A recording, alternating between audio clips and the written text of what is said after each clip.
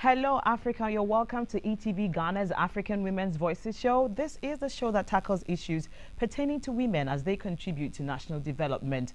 WCW, who are you crushing on? Have you been able to let the person know? Well, you have. If you still have got the time. 12 midnight is the time. And then from now till then, you could always send that person a message or even a call. That is right after this show. This show is proudly brought to you by very responsible brands, and first on the list is Afariwa Styles.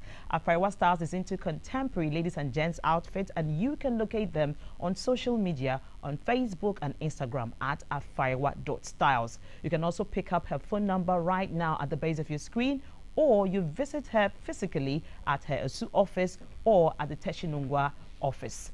I also have got Chana Shito, Ghana's #1 pepper sauce. If you've not tried it, you need to get one and taste it. It's really good. And in terms of people who are looking for the kind of business they could engage in, give Chana Shito a call and she's going to supply you with these items for you to start business. A lot of times women are not able to do things for themselves because they're not economically empowered. This is going to help to empower you, and before you know it, you are even distributing across the entire country. So for my hair, Awo's hair has been taking care of it, and today I'm loving the braids that she's had on me. So you could also reach out to her on Instagram or Facebook at Awo's hair, or pick up her number. All right, great. So we've also got Leap tomato paste, which is also responsible for the tastier jollof rice that Ghanaians are actually preparing. Whatever competition it is that you're involved in, whether it's Senegalese rice, Nigerian rice, Ivorian rice, just use the secret ingredient, that is Leap tomato mix, okay, to prepare that jollof, and you will be smiling away with the prize. So as usual, we bring you 60 seconds update where we tell you what's going on with women in Ghana, across Africa and around the world. However, over time, from Monday till today, we sent you a post on our social media pages, and this had to do with something rather unfortunate that we heard over the weekend. An evangelist, a gospel artist from Nigeria, who is allegedly, for now, it's an alleged because we are still going to go through the legal procedure to be sure of what exactly happened. But we heard on social media that she was abused, and as a result of it, she lost her life. So tonight's conversation is going to be concentrating on what happened to her, and also we're also going to be finding out if culture or religion is a roadblock or a resource when it comes to domestic violence. So let's hear the story. Popular Nigerian gospel singer Osinachi Nwachukwu passed away on Friday, April 8th at a hospital in Abuja after being in coma for 5 days. The musician was known for her hit song Ekwueme. In an interview with Vanguard Nigeria, her sister said she died as a result of a cluster of blood in her chest after she was kicked in the area by her husband, Mr. Peter Nwachukwu. The husband, Mr. Peter Nwachukwu, hit her with his leg on the chest. She fell down and he took her to the hospital, but he did not even tell us. It was a friend who lives in Ebonyi State that called her twin sister. Osinachi's husband has been abusing her in their marriage before her untimely death. Before now, we told her to come out of the marriage. We told her that they are not divorcing, that it's just separation. But she felt that God is against divorce, her sister said. She revealed that her family had advised Osinachi to separate from her husband and take care of herself and her children, but she always thought that the husband would change for the better. Osinachi's mother revealed that she couldn't see her grandchildren for 8 years and was never allowed to come for Omugu, traditional Igbo custom for postpartum care by the woman's mother. Family members claim late Osinachi's husband was previously married to another woman before he met and married her. Family members say they just discovered this news thanks to the child of the deceased, who found a photo album of his father's past life but was afraid to tell, thinking his father would kill him. Meanwhile, in an interview with Daily Post, police in Abuja revealed that Osinachi's husband, Peter Nwachukwu, has been arrested. The arrest, the police noted, was made after a family member lodged a complaint. Following the complaint, we arrested the suspect and the investigation is currently ongoing. We will make findings public. The police public relations officer, DSP Josephine Ade, confirmed the arrest.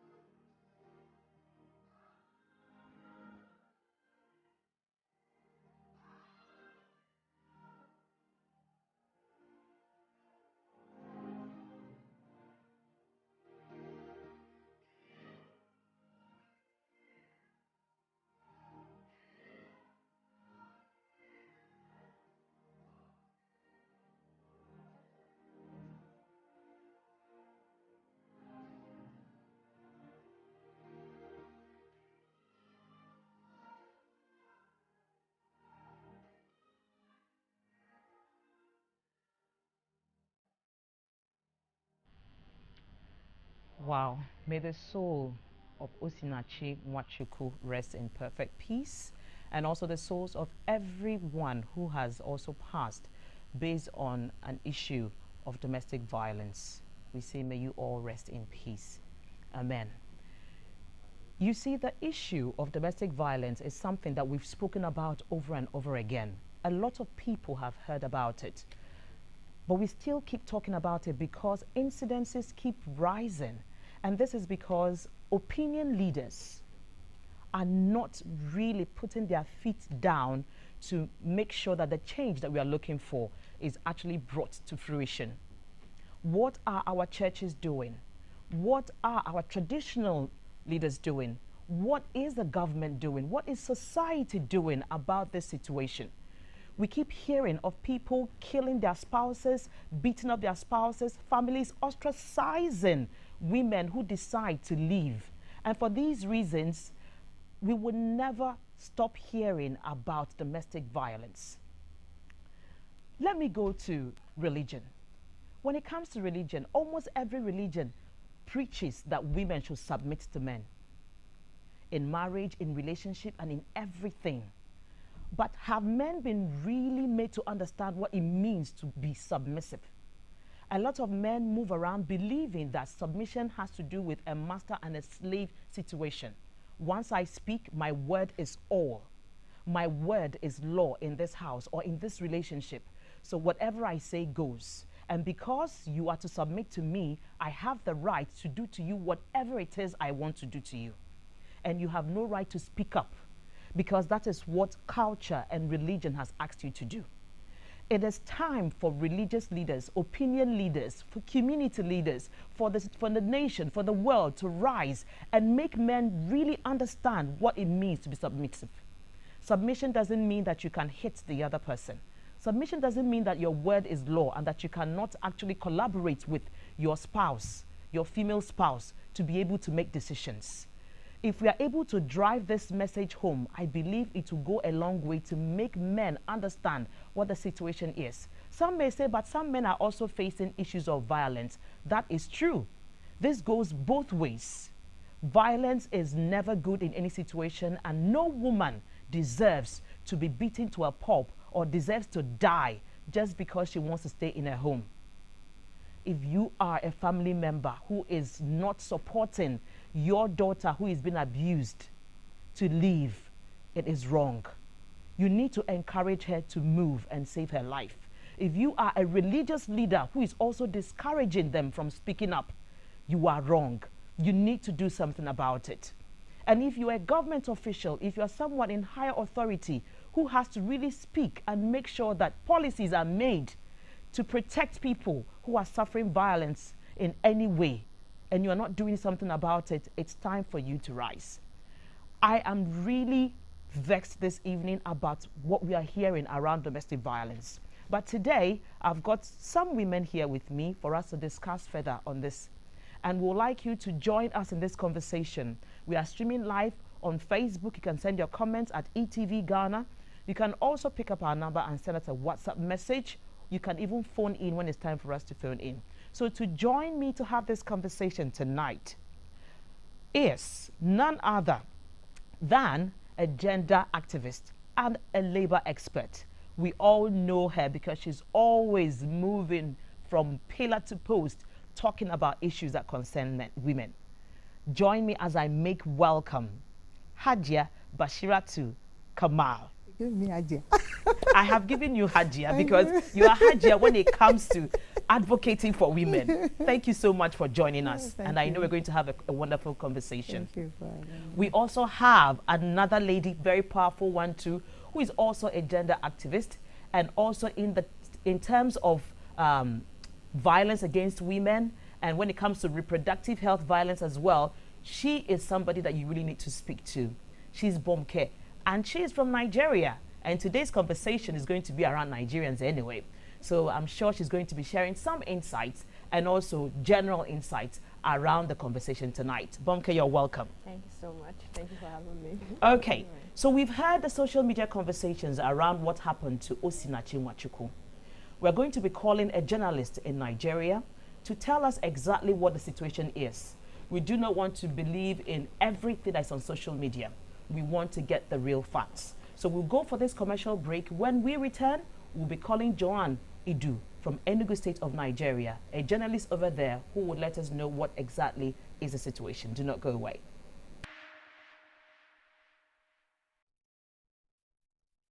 Welcome back to ETV Ghana's African Women's Voices show. Before we went on the break, I mentioned we're going to be calling Joanne Idu from Enugu State, Nigeria. She's a journalist over there. She'll just give us an understanding of what the exact situation is. So if we can give a call to Joanne, so we start the conversation. Okay, so we have Joanne. Joanne, how are you? I'm fine. Good evening. Good evening. Let me greet you in your language, Igbo language. Kekime. Adi mama. Aha, ndị Igbo, anyị na-abịa ikwu okwu kịta, okay? So uncha gee ntị n'ihe anyị na-ekwu because n'ife anyị na-abịa ikwu right now, ọ gbasara onye ọbụla. All right, so for those of you who don't really understand what I just said, I was telling everyone who understands Igbo language that we have a very serious discussion to have. So everybody should relax and get the information right. So Joanne, what we really want to know is the exact situation around Osinachi Nwachukwu's case, okay? But before I go there, I want to get you to let us know how Nigerian justice system actually treats the issue of domestic violence. Okay. So in Nigeria, although the Nigerian government that promote and protect women's rights, adequate measures have not actually been taken in enhancement and enforcement of these laws. Now, the attitude of the police towards victims of domestic violence and other forms of abuse is not encouraging. Such cases are often dismissed. They are often not taken seriously, and they are dismissed as family affairs. They're always referred back to their families. Okay. All right. So we heard on social media that Mr. Nwachukwu has been arrested. Is that the case? Yes, that is. Okay. However, to add to what I had said earlier about the justice system, with the regrettable demise of Osinachi Nwachukwu, the Nigerian government, they seem to have embarked on a journey of changing the narratives. Okay. Recently, the Minister of Women Affairs, she assured Nigerians that the federal government would ensure that justice is served with respect to the case. Okay. All right. So the assurance is there. And do you all believe this assurance? Yes, we do. There have been past occurrences, but this one, it has received a lot of buzz, and people are very agitated.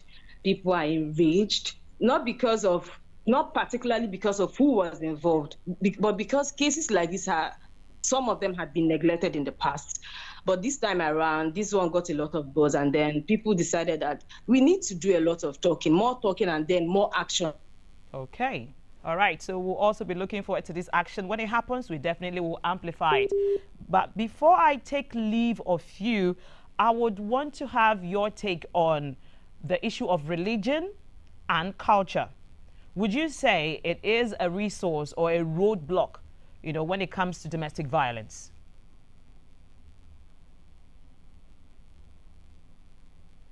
Okay, are you there, Joanne?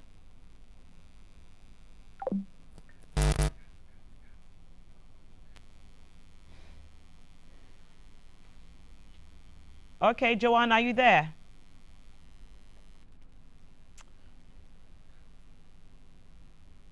All right, it looks like we lost Joanne there, but what we have understanding right now the understanding we have right now is that the justice system has assured Nigerians that this time around something much more impressive is going to be done.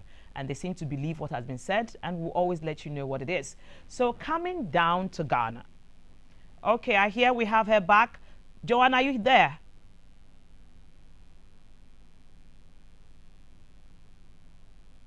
Okay, I think that's what we can take right now with the conversation.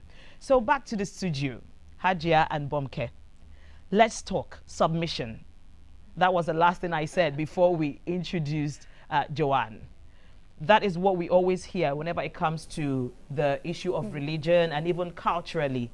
Women are supposed to be submissive and not to be too loud Because if you are too loud, it's assumed that you're trying to exert power over the man, and that's not supposed to be the case. What's your take on this? Well, when people say submission, I really don't get what they mean. Okay. Honestly, because as far as all of us know, we are supposed to submit to just one person, and that is God. How well have even the men submitted to God? You know, that the emphasis is on women submitting to men more, and that becoming the excuse that is used everywhere. I mean, if the expectation is for me to submit to you, what is wrong with you reversing it to me? It's supposed to be a relationship and a partnership.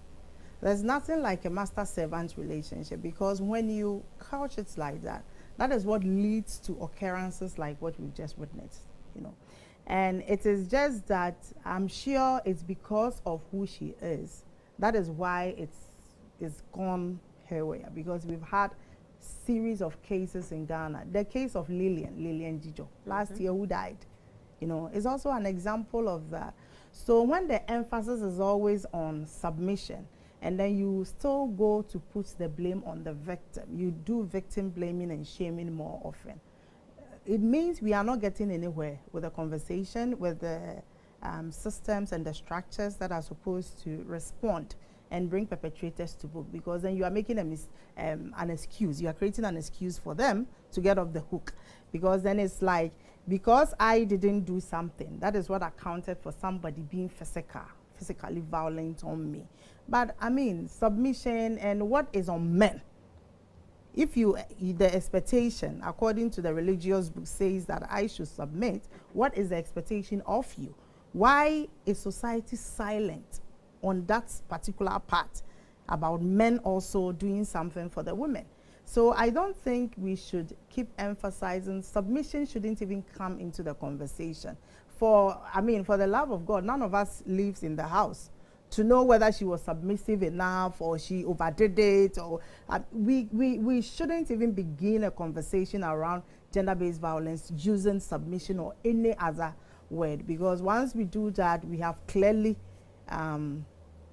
defeated the victim a second time. We expose them to more harm from society, people attacking them, and giving more leverage to the people who are actually enablers and letting these things happen.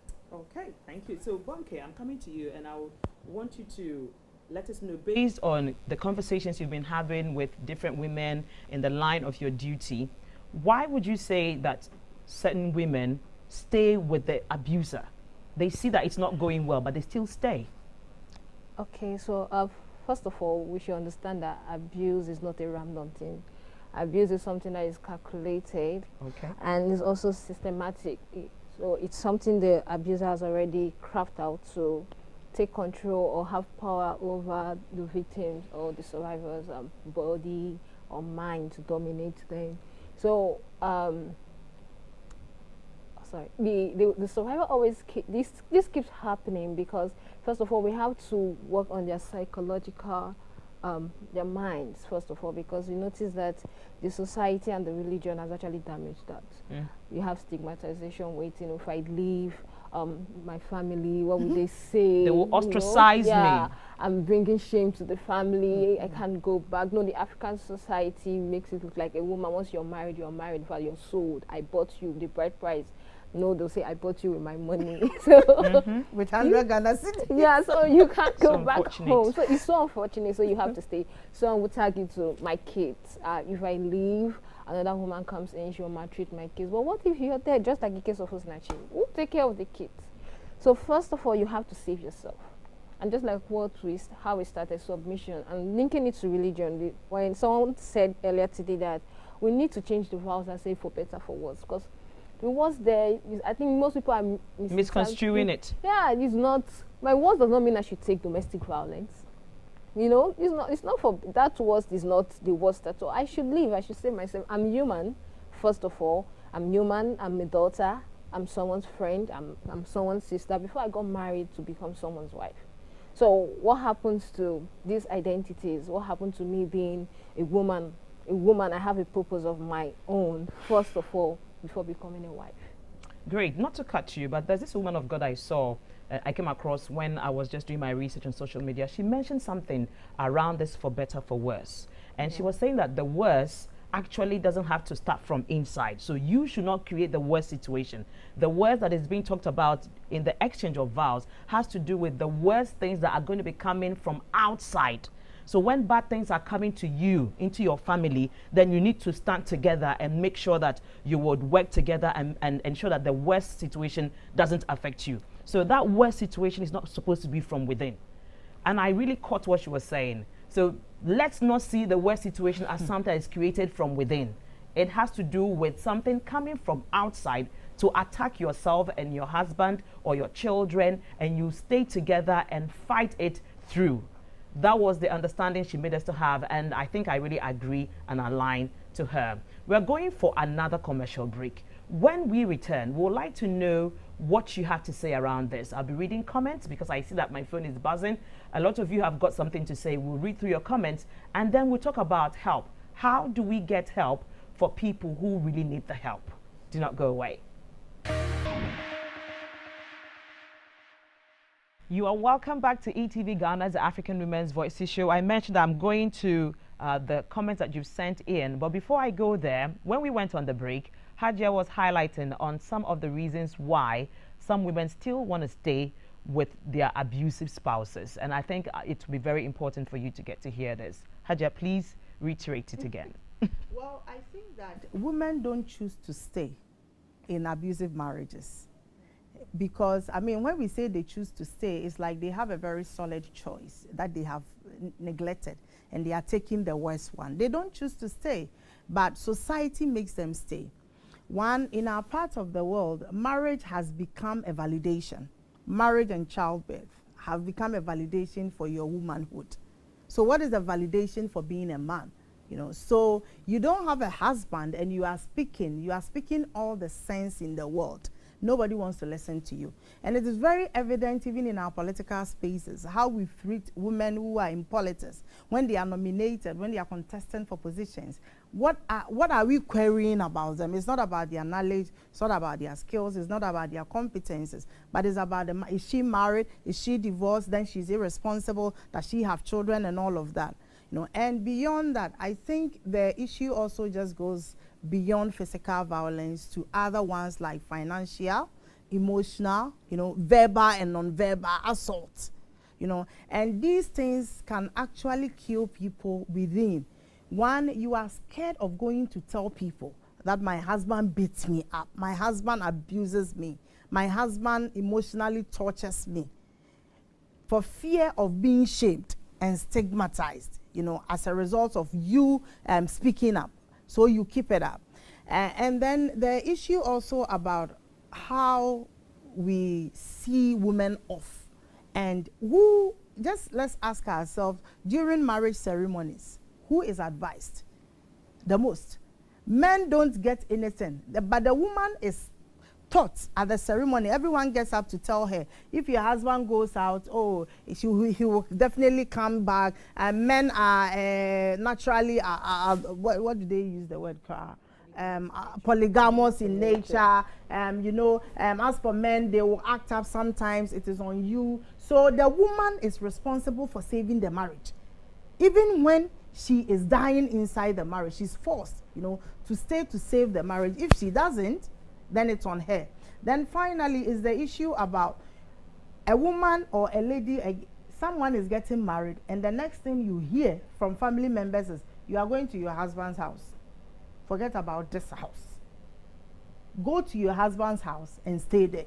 There is no longer a space in this, and this is reality. They say this at engagement ceremonies, at traditional weddings, at even wedding ceremonies, when they are seeing the bride off, that when as you are going, you know, this space, there is no longer a space for you here. So you are telling people they don't have a space here. How would they call you that they are going through these things and they need to come back home? And people actually call their parents who tell them not to come. You come to my house from your husband's house, I disown you. And people have to just stay. One, you don't have money enough to take care of yourself. People have money, but they are dealing with emotional traumas. One, you are thinking about your children, you are thinking about your reputation, you are thinking about your work, you are thinking about dealing with this society that is causing all of us, you know, problems upon problems, because society is giving us a certain narrative and insisting that this narrative, if you don't fit in, then you are a deviant. So everyone wants to fit in so that they can have a certain level of peace. And in that peace is what we are discussing today. Yes, yes. Wow. Amazing. So now I think I can go over to the page to see what's going on there. I see Gifty Nashika Solomon. She says, amen. I think she's actually asking for the repose of the soul of those who have departed. I see Karina Thomas, who is raising her hands up. Karina Thomas again says, may her soul rest in peace. She's gone too soon. And I see Gifty Nashika Solomon, kudos, Bashiratu Kamal Muslim. And Karina comes back again. I see you, Bomke Victoria Alex Honor. And then Karina says, government in collaboration with other social bodies should really look into this matter and take it seriously, please. Most women are afraid to start all over again, especially when they don't have what it takes to take care of themselves and their children. So they think they don't have a choice to live. I also have a message from Sewa. Sewa says, well, unfortunately, after hearing about what happened to the minister, I am not sorry for her. She brought it upon herself. She had a choice to make, to leave, but decided to stay in it. I left my abusive spouse and I am alive, happily married with children. So if I was able to leave, then any other woman should be able to leave as well. I see somebody at Didu, Serafina, she says, it's really sad to know that the society that is supposed to protect women has turned to the very instrument for her fears and death. Then I see another person, he says his name is H.R. Kwafu. H.R. Kwafu says, well, a lot of women feel that if they don't stay, they would be neglected by their families. And in Africa, family is everything. So if you are ostracized, then you belong nowhere. Nobody will want to accept you. The woman in question that you are talking about probably thought these things. We all need to be in her shoes to really understand her. It is not very easy to say she should make a choice and leave. We need to really feel what they feel as well. And I also see another comment from Kamal. Kamal says, I am more interested in the so-called children that these women want to protect. Now that you have let these children, what happens to them? Let us not say because of the children, we would want to stay in an abusive relationship. These children will grow up and have their own lives to live. And when they are all gone, who will stay with you after making the sacrifices that you were making? Let's not depend on the children and say that we don't want to leave abusive homes. So please keep the comments pouring in, all right? We're going to read them as soon as they drop. I need to hear from you. I'm coming back to you, Bomke. I know that we're going to be talking about the fact that women will need to get help from certain places. And here in Ghana, we have a unit, the Orange unit. I'd like you to actually talk about it so that people who are not educated around it will have a better understanding about it. Okay, so the Orange Support Center is an initiative of UNFPA, the United Nations Population Fund, and the Domestic Violence Secretariat, which is under the Ministry of Gender and Children and Social Support. So the Orange Support Center has a toll-free number, which is 0800 111 222. I don't know if I have to go through that. Yeah, I think we can have that on the screen. Let's have the artwork for the Orange unit, please. So the Orange Support Center with the toll-free number is a toll-free number, 0800 111 222. We have survivors or victims. You call in and you have standby lawyers, standby psychosocial persons. We have standby social welfare officers, medicals, practitioners, and standby call attendants. So 24/7 the line is open. And you have survivors calling in to share their experience or this is what they are going through. So when you call the center, one of the first things we give to you is a psychosocial support.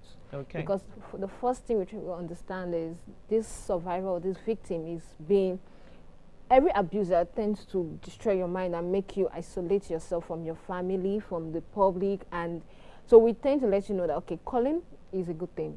You just made the right move and you don't need to be scared. Because sometimes you're scared of, oh, what if he knows? What if he finds out I just called you? What will happen? How will I be protected? So we let you know that, okay, you are protected. We get your information, your contact address, how we can find you, next of kin. If we can't reach you on this number, what are we calling next? And after giving you psychosocial support, we find out that most times when we give you this psychosocial support, these survivors of the victims are more stable. They are like, oh, they realize, you open their eyes to this is what is happening to you. So when you do that, then they go forward to say, oh, I want a divorce. Okay. And you have a standby lawyer ready to push your case for you. Or you have some bruises, oh, I need to see a medical doctor. There's a medical doctor. You go in, you for your test, evidence to get, and remove it in for you. So how expensive is this service? Okay, so your first meeting a psychosocial person is free. These services for the first point, the first steps are free. You don't have to pay any amount of money. Okay, so I really had to add this question because a lot of times women feel that, okay, I don't have the resources to be able to do this. You do not need to gather resources to get this service. You move and they check you out first, ensure that you're protected and you're well before maybe other financial engagements will be involved. And I want to believe that they are not so heavy that you'll not be able to afford them. Oh, no. We have we've recorded successful cases where the women call back to say, oh, thank you so much. I've been able to do this. I've been able to get a business of my own. You know, we also refer them to partner agencies that deal on women's skills to develop skills. So, what do you want to do next? So we need to empower these women. This is the first step of making them to be independent, because most survivor victims are dependent to their abusers. They are dependent. Their source of livelihood is with my husband. My husband is the one that gives me feeding money, clothing me. So if I move out, how am I going to survive in my case? And in the case of Osinachi, we heard that the man was her manager. So every... The man was not. He made himself. He made himself the manager. Thank you very much. So it means that when it comes to finances, the man had the say. So for that reason, he had a hold on her, which made her to also probably stay. And in the case of Osinachi, I also think religion actually played a major role, and then the culture.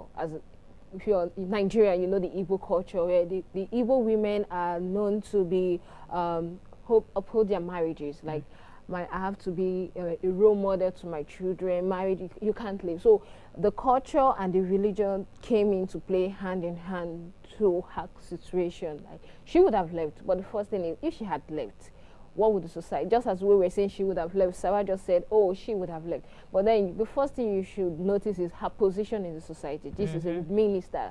So when there's a tag to you, then you're coming out, will she be called to minister? Yeah, a divorcee. How many churches are going to really want a divorcee to be on their altar to be singing? And so even when you're singing, will people believe what you're singing? Yeah, you still have the Holy Spirit within you. So, that is the thing. So when we need to, humanity needs to take up the religion and see people for who they are. As in, let's take up the minister aspect from Osinachi.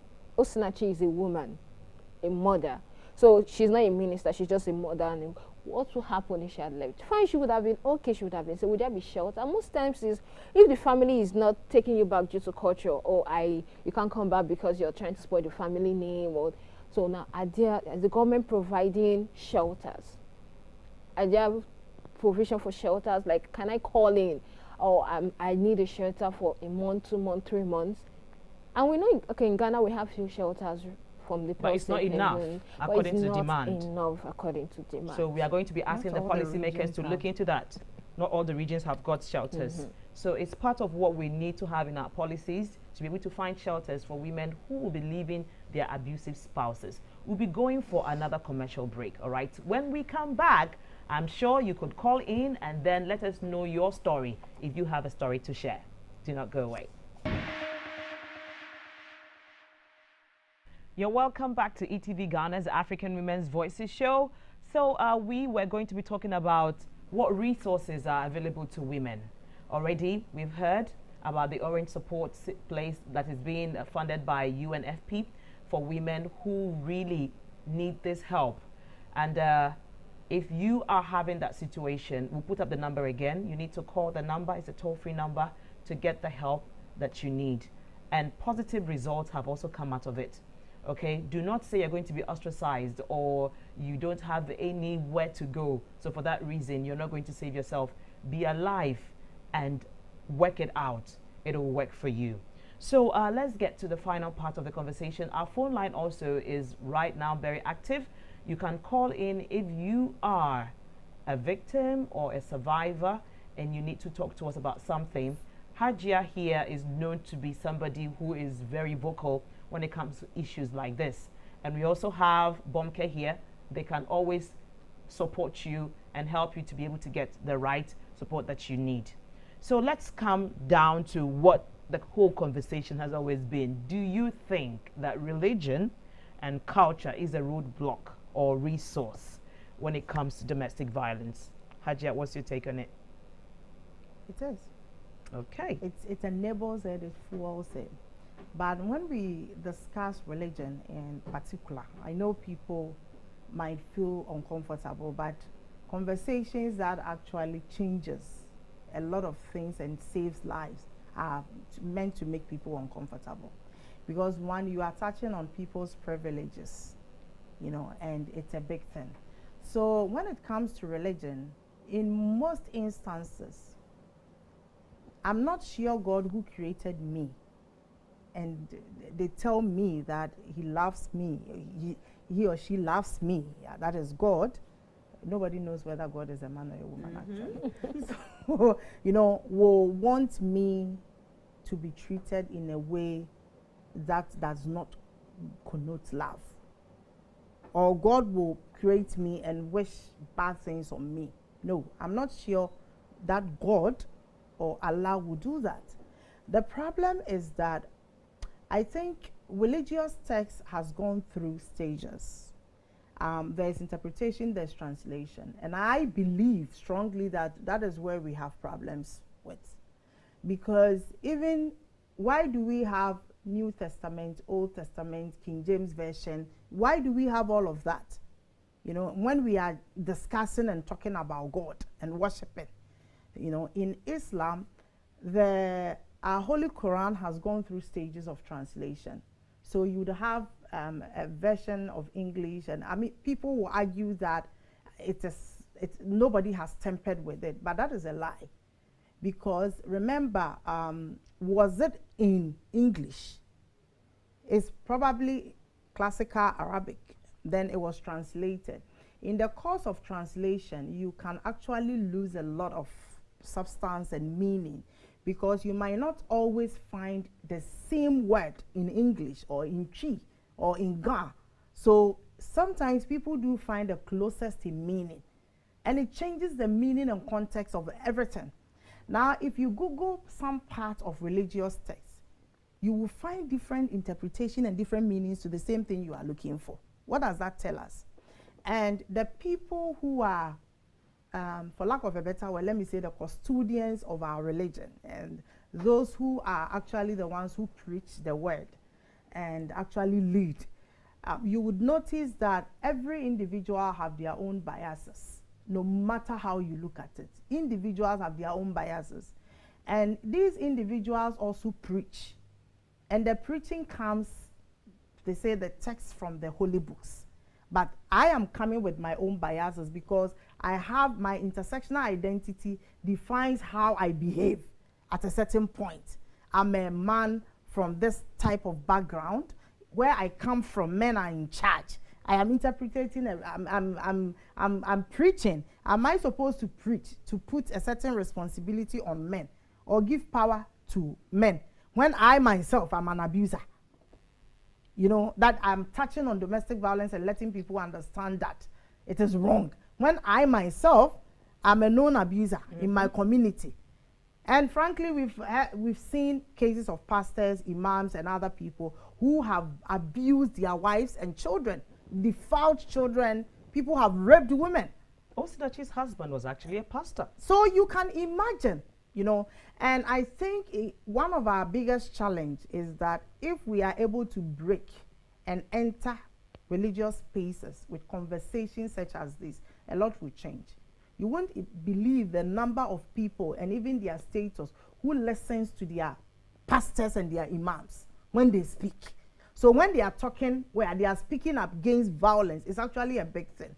But will they allow you to enter those spaces with it? And why wouldn't they? So in the course of translation, in the course of interpretation and all of that, we lose some content because of people's biases as well. Then in terms of culture, culture is dynamic. Why am I wearing this dress instead of dressing like my mom used to dress or my great-great-great-grandmother used to dress? Things have changed and we have accepted it as society. What society has refused to accept are specific things that are related to women, like the gendered roles, for instance. Nobody expects a man to go to the bush and bring akrantie, but everybody expects you to go to the market and buy stuff and come and cook in the house. And people will call you names if you dare outsource that. Get a domestic worker to do all of that for you. You know, and it can generate into some form of violence in the house because your husband doesn't want another woman to come cook for you. And culturally, it is bad. You know, in some cultures, and people talk about it, and I have heard somebody say this, even using religion, that when a woman menstruates, she's dirty. She can't even cook for you to eat. So at that point, what do you want me to do? You know, so most of these things they have a lot of problematic narrative because of individuals who are the gatekeepers, who are the custodians, individuals who are revered and respected, and the type of utterances that they make. I have seen personally a woman who has been abused. I was just sharing one with you. Someone who has been abused consistently now is getting worse. She wants to get out. She's a Muslim woman. And then she calls the family that at this point, I want out. And the family tells us that because this is a holy month, just stay. After Ramadan, we will come and do everything we are supposed to do. So let's take it that this guy beats her up and kills her before Ramadan ends. What happens? Who is going to be responsible? You know, and I've actually heard that your husband is your Lord. He can beat you. People saying this and giving a certain entitled position to some people who think that they are authority because of 100 Ghana cedis or 50 Ghana cedis or 500 they paid as dowry or bride price. So they own you and they assume a certain power. And I also believe that we have also normalized a certain violent culture within our homes. How are children being raised in our homes? So the same children for who you are staying are witnessing violence against you. And you are going to church and praying, and you are a Muslim and you are praying, and you are taking in this. So it is normalized in the home. And they grow up believing that that is a normal society. That is a normal life. You are also beating your children every single day and normalizing violence and abuse in their lives. So I think we need to look at a whole lot of things, you know, that make up this society of ours. But these conversations, as I mentioned earlier, are extremely uncomfortable conversations, but they are necessary conversations because we cannot continue to keep quiet. When it touches people closer to them, you will see how they get up because it touches them. It hits close to home. But when it doesn't touch them, you know, because they themselves are abusers, people feel uncomfortable when these discussions are being held because indirectly they feel attacked. Wow, wow, wow. I see that our time is fast spent. So, Bomke, if you can just share your final word, maybe in some 30 seconds, that we round up. It's almost 9 p.m. We'll keep on talking about this tomorrow. Definitely. All right, so culture, just like she said, the Bible also stated that woman be submissive, right? And also man, love your wife. I don't see where love consists of abuse. If we say God is love, Allah is love, just like she said. He doesn't define abuse in it. So we need to sensitize our religious leaders, organizations, government agencies need to come together to sensitize, because a lot of women listen to their pastors. You know, my pastor said this, my pastor, you know. So we need to go into the churches for outreaches. We need to speak there. For example, if the Orange Support Center had moved to Osinachi's church now, and we let you know that, okay, this, when you call, we don't need to know who you are. You just call us and you get to speak. If taking her through the trail of psychosocial sessions, you are empowering her, you're making her know this is what is happening. So if we move into the church, into the mosques, with this advocacy that domestic violence is wrong, or if the religious leaders can stand up to say, oh, if you're facing domestic violence in these premises, in this church, in these mosques, divorce, okay, divorce is a sin just like it, but separation is a must. Leave. If we are going to start to say divorces, okay, there is separation. Please save your life first. If we could have our religious leaders start preaching this, start saying it out, it will actually help. Awesome. Then when we go to culture, just like she said, I think the first point of culture for me is the home. How are we bringing up our kids? The boy child, you're telling the boy child not to wash his dishes, he should leave the place for his sister. You know, you're telling the sister not to play football because football is for the boys and is a male game. You know, you're already putting in this barrier and putting on this mindset to the boy child, knowing that, okay, I'm a boy child, I have this dominion, I have this, you know, he hits you and you say that he's a man, he's taking his place. We need to start correcting from the boy child. What the generation coming up, we need to start educating them. As much as we are involving and training the girl child, we should also put that effort in grooming and training the boy child. The boy child as well. Wow. So please, the conversation continues on social media and our time is really fast spent. Just as it happens, whenever the issues of domestic violence is being talked about, you hardly hear people tell their story. They're not able to share the story because of the inhibitions that are created. I opened the phone lines for people to share their stories and no one shared their story. But usually once I open phone lines for other conversations, you see the calls coming in and all of that. This has got to stop. All right, so I sincerely apologize on behalf of Zara Hassan. She couldn't make it today, but in subsequent conversations, she promises to be here. So the repeat broadcast of this show is going to be coming up on Saturday at 12 noon. If you also missed it, check out our YouTube channel tomorrow or our Facebook pages and then watch it again. Thank you very much, ladies, for joining me. And I do hope you come next time when I invite you. Thank you. Goodbye and take care of yourself.